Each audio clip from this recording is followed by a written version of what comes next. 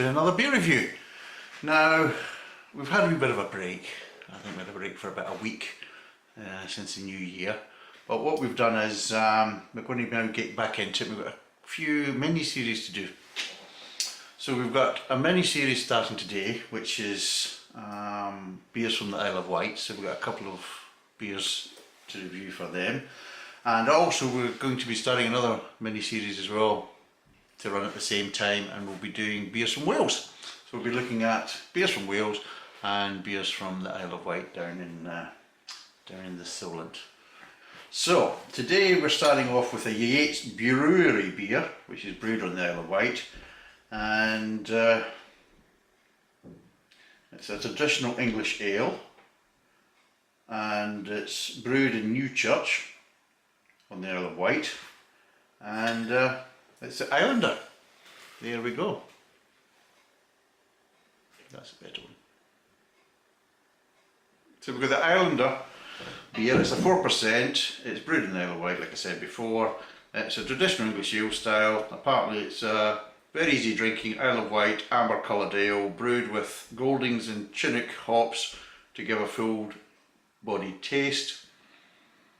And apparently it's got a food pairing as well, advice, so it's a case of great with any locally caught seafood or enjoy with roast chicken or pork. And all that is, the head brewers is Oliver Davis and Dave Yates. So there we go. So let's crack this open.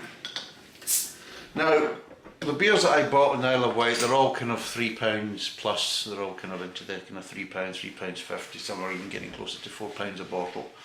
But again, because it's an island, it's a bit of a different kind of market than it would be to a normal kind of mainstream. So let's see how this is. So let's see if this is any good. It looks not too bad. It's kind of amberish, yeah.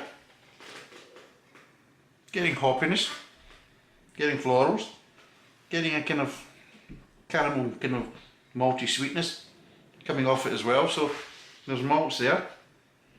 You are getting the floralness of the hops. So yeah, let's see what it tastes like.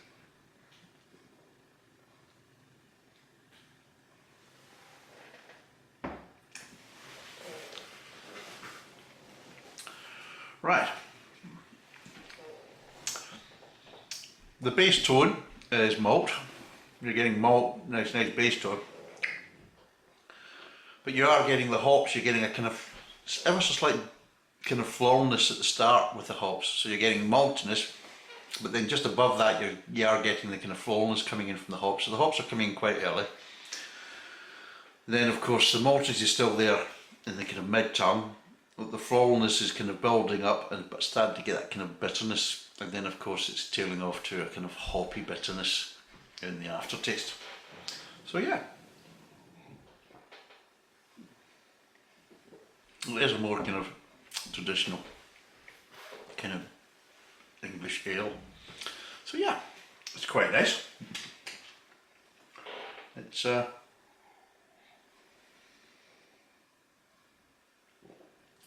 well brewed, you can see. The flavour profiles are nicely balanced. I would say maybe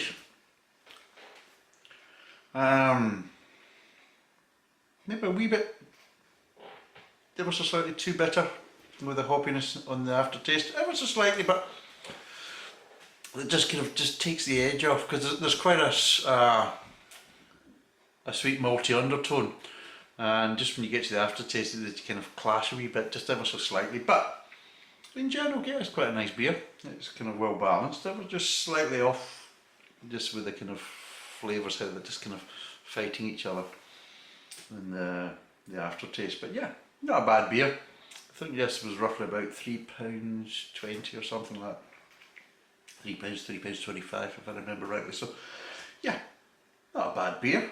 Out of 10, what would I give it? What would I give it? I would probably give this, for price and everything else, I'm going to give it a 5. I'm going to give it right in the middle. It would have probably got more if it was a bit cheaper, but because of the price, it's over the kind of £3 mark. I don't know whether that's it was bought in the local supermarket, so I don't know what kind of price restrictions or whatever conditions they're putting on to the brewery, so it might maybe better or cheaper to actually buy direct from the brewery, I don't know. But to buy from the local shop on the Isle of Wight, which was the Co-op in Freshwater, was where I bought it. And it was roughly about £3, £3.25, which is quite pricey for this type of beer. I mean, let's be totally honest, on the mainland, if you were making this type of beer, you would probably be selling it for around about £2 to £2.50 max. I don't think you'd be putting it anywhere near the £3 mark, so you would probably get this a lot cheaper. But again, it is an island, they are working to a different market and everything else, and because a lot of their market is based on tourism, which people always tend to spend a bit more than what they would do normally. So it's not a bad beer. I would give it 5 out of 10. I would recommend it, but it'll be interesting to see what it compares with some of the other beers we've got. We've got a few Yates beers coming up, and we've got other ones from, I can't even see it, from one of the other breweries. But there is going to be more added to it. We've got about 5 beers just now, and I think there's going to be more that's going to be added to it. Same with the Welsh. I think we've got quite a few Welsh beers to try, and they'll also be running as well.